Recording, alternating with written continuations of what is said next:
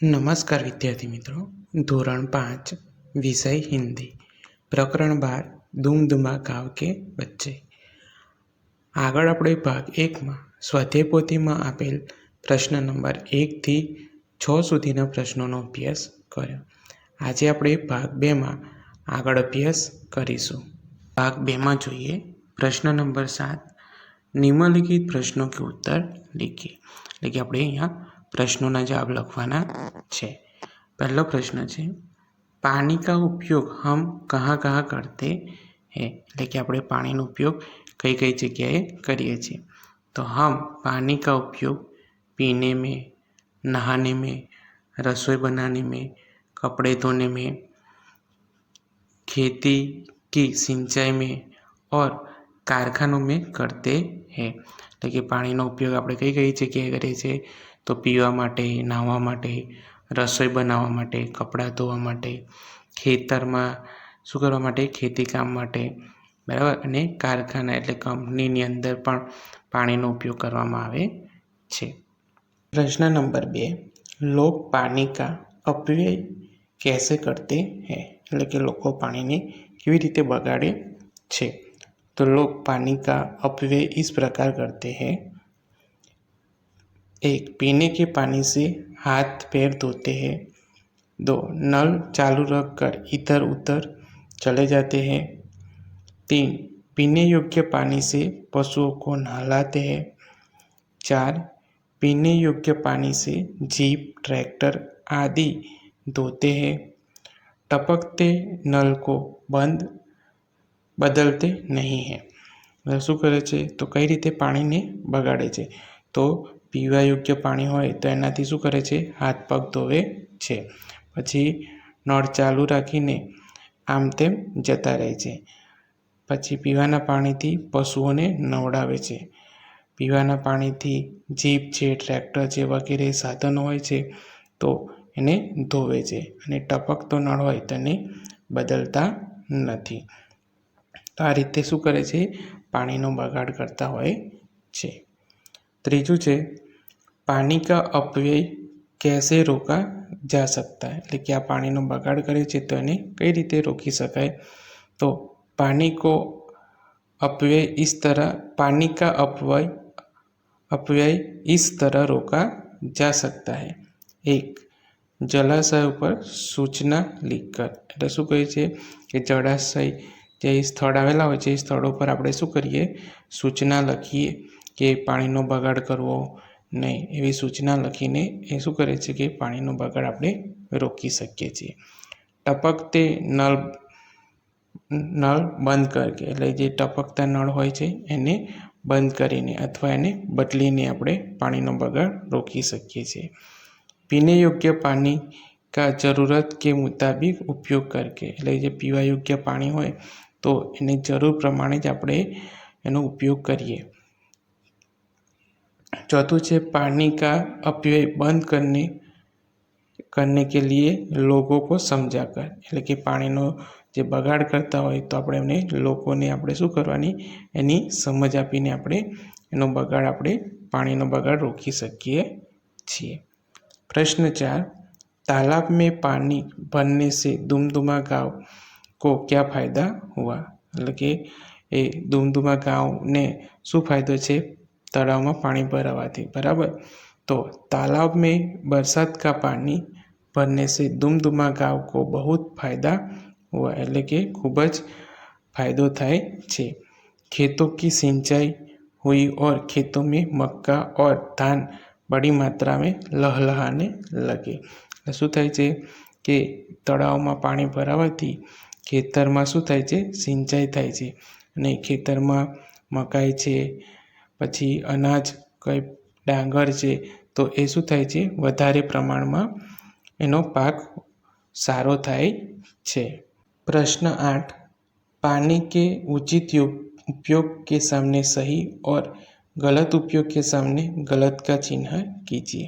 એટલે કે પાણીનો ઉપયોગ હોય ઉચિત એટલે યોગ્ય ઉપયોગ હોય તેની સામે આપણે ખરાની, અને ખોટો ઉપયોગ હોય તેની સામે આપણે ખોટાની નિશાની કરવાની છે. તો પહેલું છે, अनिल पीने के पानी से हाथ पैर धोता है। तो आ वाक्य केवुं थशे? पाણીના ઉપયોગ માટે તો ખોટું છે એટલે ગલત, એટલે ખોટાની નિશાની કરવાની છે। પછી બીજું છે रुचा नल चालू रखकर दूसरा काम करने लगती है। तो आ पण अहींया केवुं थशे? तो खोटुं छे, बराबर, कि एनाथी शुं थाय छे? पाणीनो बगाड़ थाय छे એટલા માટે। ત્રીજું છે लोग पीने के पानी से कपड़े धोते हैं। तो अहींया पण शुं थाय छे? पाणीनो बगाड़ थाय छे એટલા માટે आ खोटुं छे। चौथुं छे लोग पीने के पानी से खेतों की सिंचाई करते हैं। એટલે કે પીવાના પાણીથી શું કરે? ખેતરમાં સિંચાઈ કરે છે। તો પણ આ વાક્ય પણ કેવું છે? ખોટું છે, બરાબર। પાંચમું છે लोग जलाशय में पशुओं को नहलाते हैं। तो आ वाक्य पण केવું છે? ખોટું છે। छठुं છે लोग जलाशय में ट्रैक्टर जीप आदि वाहन धोते हैं। એટલે કે જળાશય જે સ્થળ હોય છે તે સ્થળ પર ટ્રેક્ટર જીપ જેવા વાહનો શું કરે છે? ધોવે છે। તો એનાથી પણ પાણીનો બગાડ થાય છે। તો આ શું છે? વાક્ય ખોટું છે। સાતમું છે નવીન ટપકતા हुआ नल बंद करता है। नवीन जे छोकरो के भाई होय कोई पण तो ए शुं करे छे? टपकतो जे पाणीनो नळ होय तेने बंद करे छे। तो ए केवुं छे? साचुं छे। तो एनाथी शुं थाय छे? पाणीनो बगाड़ अटके छे। प्रश्न 9 निम्नलिखित शब्दों को शब्दकोश के क्रम में लिखिए। तो આપણે આ શબ્દોને શું કરવાના છે? શબ્દકોશના ક્રમમાં ગોઠવવાના છે। તો જે અહીંયા ગોઠવેલા છે તે જોઈએ। પહેલાની અંદર પહેલું શું આવે છે? અહીંયા ખૂબ, એટલે ખથી શરૂ થાય છે, બરાબર। ખને દીર્ઘ છે, પછી ખેત એટલે ખને માત્ર થશે, પછી કક્કા પ્રમાણે છે તાલાબ, પાણી, બાદલ અને બારિશ। હવે છેલ્લે જો બાદલ, બારિશ એટલે બંનેમાં પહેલા અક્ષર બે સરખા છે તો એનું શું જોવામાં આવે છે? બીજો અક્ષર જોવામાં આવે, દ અને ર। તો એમાં જે પહેલો આવતો હોય તો એના આધારે શબ્દ લખેલો છે। એ રીતે નીચે પણ જોઈએ બીજું કમી, કાગજ, ક્ષમા, ખેલ, બચ્ચા અને મેદાન। તો આ રીતે આપણે એમને શબ્દકોશના ક્રમમાં ગોઠવેલા છે। ત્રીજું છે કહાડી, છપછપા, દુમદુમા, બાદલ અને લહલહાના। તો આ રીતે આપણે શું કરવાના છે? શબ્દકોશના ક્રમમાં શબ્દોને ગોઠવવાના છે। જે આગળ આપણે શબ્દકોશના નિયમો હતા તો તેનો અભ્યાસ કરીને અને શબ્દકોશને આપણે શબ્દકોશના ક્રમમાં આ શબ્દોને તમારે ગોઠવવાના છે। प्रश्न 10 निम्नलिखित वाक्यों का गुजराती में अनुवाद कीजिए। એટલે કે અહીંયા આપણે શું કરવાનું છે? અહીંયા હિન્દી વાક્યો આપેલા છે તો આપણે એને ગુજરાતીમાં અનુવાદ કરવાનું છે। તો પહેલું છે बच्चे पानी में तैरना चाहते थे। તો એનું ગુજરાતી શું થાય? કે બાળકો પાણીમાં તરવા ઈચ્છતા હતા। બીજું છે मैं बादलों से प्रार्थना करूँगा। તો એનું ગુજરાતી શું થશે? હું વાદળાઓને પ્રાર્થના કરીશ। ત્રીજું છે बादल रोज कैसे बरस सकते हैं। તો વાદળા રોજ કેવી રીતે વરસી શકે।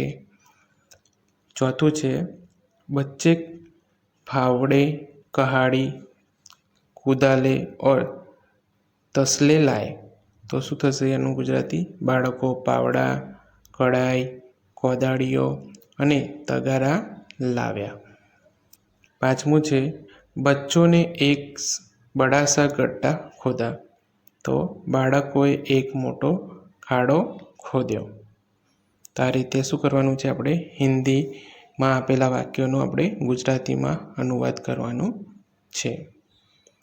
प्रश्न 11 निम्नलिखित शब्दों का उपयोग करके वाक्य बनाइए। એટલે કે આપણને અહીંયા શબ્દ આપેલા છે ને શબ્દ પરથી આપણે શું કરવાનું છે? કોઈ પણ આપણે વાક્ય બનાવવાનું છે। અહીંયા ઉદાહરણ તરીકે મેં લખેલા છે તો તેનો આપણે અભ્યાસ કરીએ।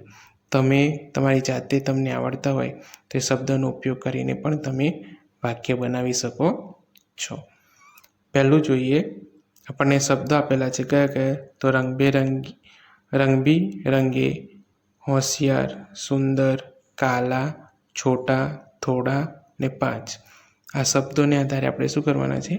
વાક્યો બનાવવાના છે. તો પહેલું જોઈએ ઉદાહરણમાં રંગબિરંગે, તો એના પરથી શું વાક્ય બને છે? તો બગીચે મેં રંગબિરંગે ફૂલ ખીલે હૈ.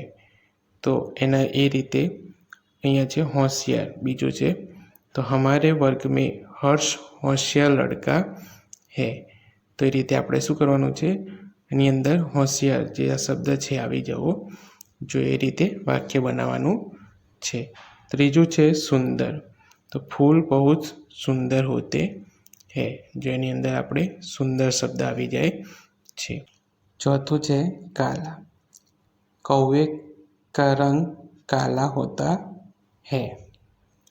પાંચમું છે છોટા, તો अर्पित सबसे छोटा लड़का है. छठ्ठू છે थोड़ा, मुझे थोड़ा और खाना चाहिए. सातमું છે 5, तो मैं हफ्ते में 5 दिन कसरत करता हूँ. અને જો છોકરી હોય તો શું? કરતી હું. કરતા હુંની જગ્યાએ આપણે છોકરી હોય તો શું લખવાનું? કરતી હું. એ રીતે આપણે અહીંયા શું કરવાના છે? શબ્દોને આધારે વાક્યો બનાવવાના છે. હવે પ્રવૃત્તિની અંદર જોઈએ તો પહેલો પ્રશ્ન છે पानी का महत्व समझाने वाले सूत्र एकत्रित कीजिए और अपने स्कूल में तथा गांव के ऊंचे स्थानों पर लगाइए. એટલે કે પાણીને શું હોય છે કે આપણે પાણીનું મહત્ત્વ સમજાવતા આપણે સૂત્રો ભેગા કરવાના છે અને આપણે એને શું કરવાના છે? સ્કૂલમાં અથવા આપણા ગામમાં કે ફળિયામાં કોઈ પણ જગ્યાએ આપણે એને શું કરવાના છે? યોગ્ય સ્થાન પર એને લગાવવાના છે. प्रश्न 2, निम्नलिखित घटनाओं के आगे सही क्रम लिखिए. तो पाठने आधारे આપણે અહીંયા શું કરવાના છે? આ વાક્યોને યોગ્ય ક્રમમાં લખવાના છે. તો પહેલું શું આવશે અહીંયા? તો અહીંયા આવે છે दुमदुमा गांव में पानी की कमी थी. પછી બીજું શું આવશે? एक दिन बच्चे इकट्ठे हुए. ત્રીજું શું આવશે? बच्चों ने पानी की कमी दूर करने की सोची. चौथुं શું આવશે? कि बच्चों ने तरह तरह के विचार किए. पांचवों, उन्होंने एक गड्ढा खोदने का विचार किया. छठों, बारिश का पानी गड्ढे में भर गया. ने सातमों શું આવે છે? लोगों ने खेतों की सिंचाई की. તો એને આપણે શું કરવાનું છે કે આ યોગ્ય ક્રમમાં આપણે ક્રમ નંબર આપીને લખવાનું છે. प्रश्न 3 છે નીચે दिए गए चित्र के आधार पर 5 वाक्य लिखिए. એટલે કે અહીં આપણને એક શું આપેલું છે? ચિત્ર આપેલું છે. તો ચિત્રને આધારે આપણે શું કરવાનું છે? 5 વાક્યો આપણે લખવાના છે ચિત્રને આધારે. તો જોઈએ यह गांव का दृश्य है. सुबह का समय है. એટલે ચિત્ર શાનું છે? એક ગામનું છે, બરાબર. અને ક્યાંનો સમય છે? તો સવારનો સમયનું એ ચિત્ર છે. सूरज निकल रहा है એટલે સૂરજ ઉગી રહ્યો છે. આકાશ में पक्षी उड़ रहे हैं એટલે કે આકાશમાં આપણે જોઈએ છે ચિત્રની અંદર તો પક્ષીઓ ઉડી રહ્યા છે. दूर कुछ पेड़ और घर दिखाई दे रहे हैं એટલે દૂર આપણે જોઈએ તો કોઈ ઝાડ અને આપણે ઘર આપણે શું કરે છે? જોઈ શકીએ છીએ ચિત્રની અંદર. એક મંદિર भी दिख रहा है એટલે કે ત્યાં મંદિર પણ આપણને જોવા મળે છે, એક મંદિર. मैदान में 2 लड़के गेंद खेल रहे हैं એટલે કે મેદાન છે ત્યાં શું કરે છે કે 2 બાળકો દડો રમી રહ્યા છે. तालाब के किनारे 2 स्त्रियां कपड़े धो रही है એટલે કે તળાવના કિનારા પર 2 સ્ત્રીઓ છે એ શું કરે છે? કપડાં ધોઈ રહી છે. एक बालक खेत के पास खड़ा है એટલે કે એક બાળક છે ક્યાં ઊભો છે? તો ખેતરની બાજુમાં ઊભો છે. ખેત में किसान है એટલે કે ખેતરમાં કોણ છે? તો ખેડૂત છે. કિસાન હલ ચલા રહા હૈ તો એ ખેડૂત શું કરી રહ્યા છે કે ખેતરમાં હળ ચલાવી રહ્યા છે. દો બેલ હલ ખીંચતે હૈ, એટલે કે બે બળદ હોય છે એ હળ ખેંચી રહ્યા છે. તો આ રીતે આપણે શું કરવાનું છે કે ચિત્રને આધારે એને આપણે એનું વર્ણન કરવાનું છે ને એના આધારે આપણે વાક્ય લખવાના છે. प्रश्न 4, इकाई में आए गए हुए 12 शब्द नीचे कोष्टक में छुपे हैं, उन्हें ढूंढकर उन पर गोल कीजिए और नीचे लिखिए. એટલે શું કરવાનું છે કે આપણે કોષ્ટકમાંથી 12 શબ્દો શોધીને શું કરવાના છે, એના ઉપર આપણે ગોળ અથવા ચોરસ બનાવવાનો છે, બરાબર. અને નીચે આપણે અહીંયા શબ્દો લખવાના છે. કેવા શબ્દો કે આપણે આ પાઠની અંદર આવી ગયેલા શબ્દો આપણે અહીંયા કોષ્ટકમાંથી શોધીને લખવાના છે. તો જોઈએ અંદર કયા કયા શબ્દો છે. તો કઢાઈ છે, લહલહાય, ભરના, પ્રાર્થના, નહાના, બહાર, ખેલના, છપછપા, વરસાદ, બાદલ, તૈરના, દુમદુમા. તો આ શબ્દો અહીંયા કોષ્ટકમાં આપેલા છે, તો એ શોધીને આપણે અહીંયા નીચે લખવાના છે. प्रश्न 5, नीचे दिए गए वर्ण कोष्टक में योग्य स्थान पर रख कर सार्थक शब्द बनाइए और नीचे लिखिए. એટલે કે અહીંયા શું કરવાનું છે કે આપણને કૌંસમાં આપણને અક્ષર આપેલા છે, એ અક્ષરનો યોગ્ય ઉપયોગ કરીને આપણે સાચો શબ્દ બનાવવાનો છે અને શબ્દ નીચે આપણે અહીંયા બાજુમાં લખવાના છે. તો અહીંયા શું બને છે, પહેલો શબ્દ છપ છપા, તો આપણે અહીંયા લખવાનું છે છપા છપ. શું લખવાનું છે, અહીંયા શું બને છે, પહેલો શબ્દ છપા છપ, તો આપણે અહીંયા લખવાનું છે છપા છપ. પછી આ અહીંયા સીધો કયો શબ્દ બને છે, ઉપો, તો પરેશાન. શું બને છે, પરેશાન.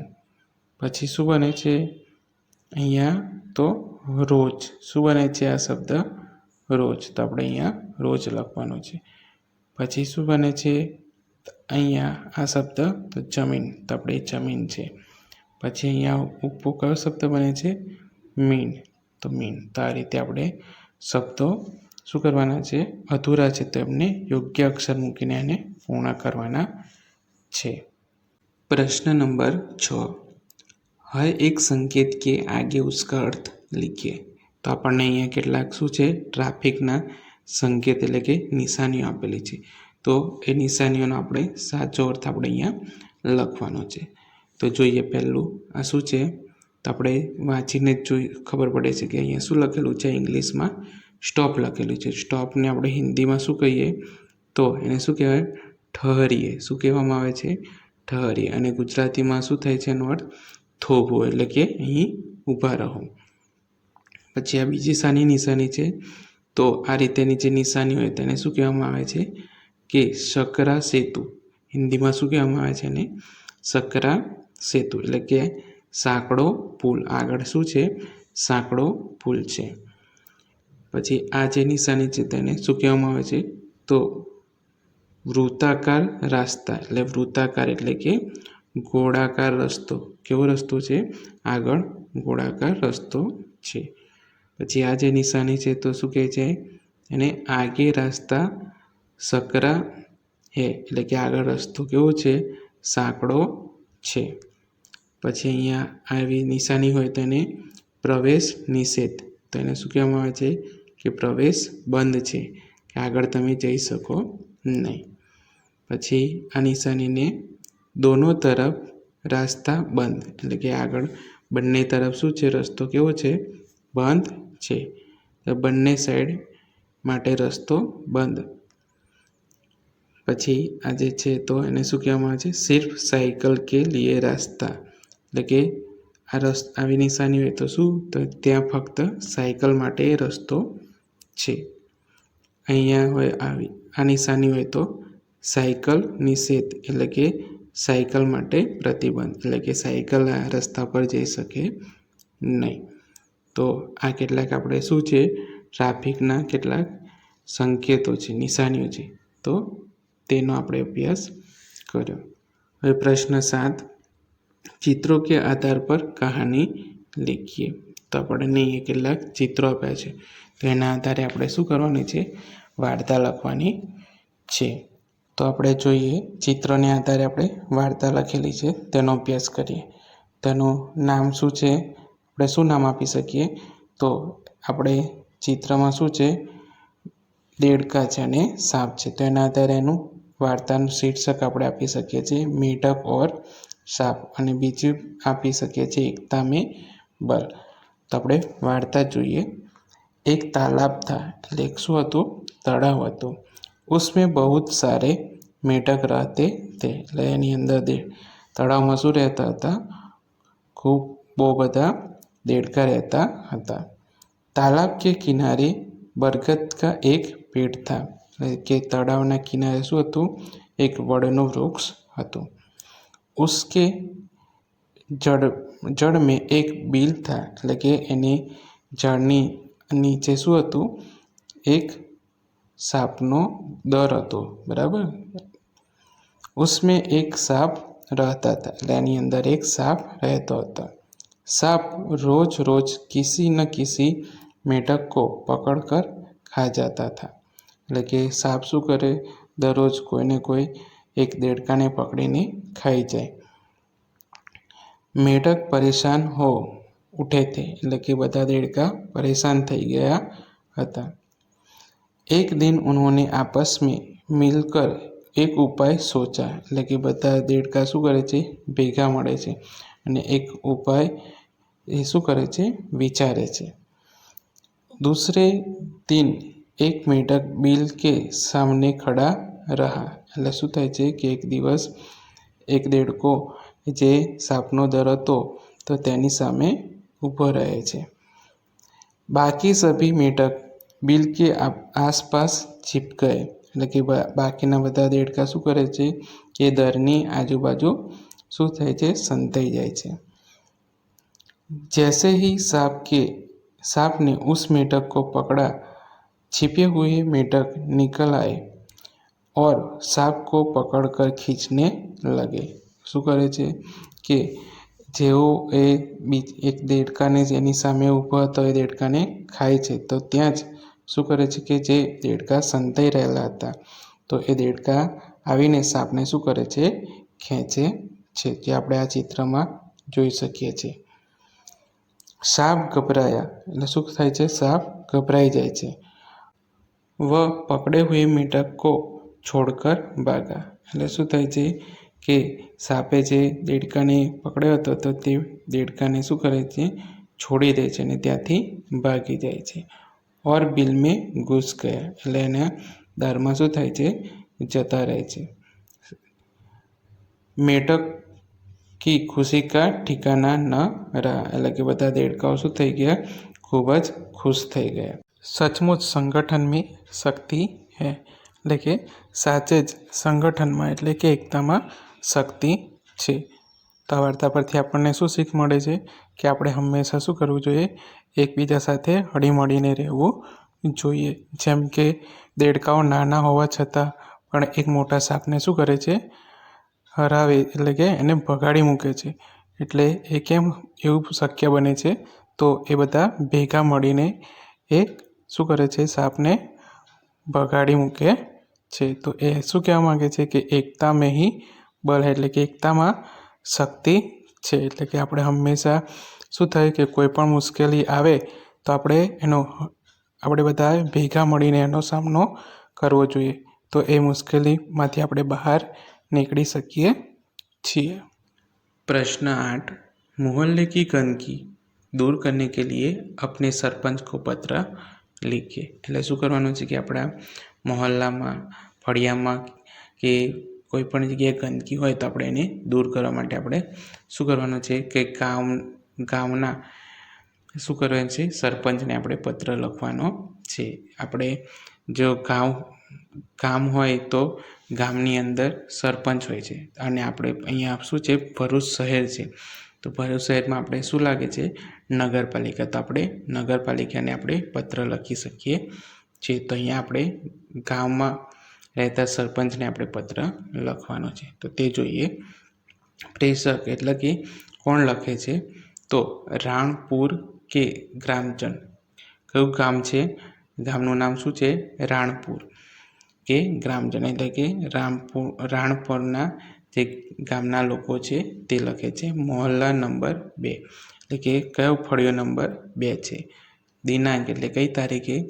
તો 25 જાન્યુઆરી 2014 એટલે કે 25 જાન્યુઆરી 2014 અથવા જે પણ તારીખે આપણે લખતા હોય તે તારીખ આપણે લખવાની છે. હવે આગળ લખવાનું છે પ્રતિ માન્યવર સરપંચ મહોદય. જો અહીંયા આપણે ગામમાં લખીએ છીએ એટલે અહીંયા શું લખેલું છે? સરપંચને સંબોધીને આપણે લખેલું છે, બરાબર. જો આપણે ભરૂચમાં આપણે કરતા હોય નગરપાલિકાની અરજી તો આપણે અહીંયા શું લખીએ કે નગરપાલિકાના પ્રમુખ અથવા મેયરને આપણે જે લખતા હોય, જે હોદ્દા પર હોય જે વ્યક્તિ, એમનું આપણે સંબોધન આપણે અહીંયા કરી શકીએ છીએ, બરાબર. એ રાણપુર ગ્રામ પંચાયત તો આપણે અહીંયા શું લખી શકીએ છીએ? આપણે ભરૂચથી કરતા હોય તો ભરૂચ નગરપાલિકા, બરાબર, અથવા નગરપાલિકા ભરૂચ, એ રીતે આપણે લખી શકીએ છીએ. વિષય છે મોહલ્લે વ ગાંવ કી ગંદકી દૂર કરના એટલે કે ફળિયાની અને ગામની શું છે ગંદકી છે એને દૂર કરવા માટે. आपसे सविनय निवेदन है कि हमारे राणपुर गांव में એટલે શું કહે છે કે આપણને તમને શું છે નિવેદન છે, બરાબર, કે અમારા રાણપુર ગામમાં ખાસ કર કે हमारे मोहल्ले नंबर 2 में कूड़ादान नहीं है એટલે કે એમાં ખાસ કરીને કઈ જગ્યાએ? તો ફળિયા નંબર 2માં અથવા મોહલ્લા નંબર 2માં શું છે? કૂડાદાન એટલે કે કચરા પેટી નથી.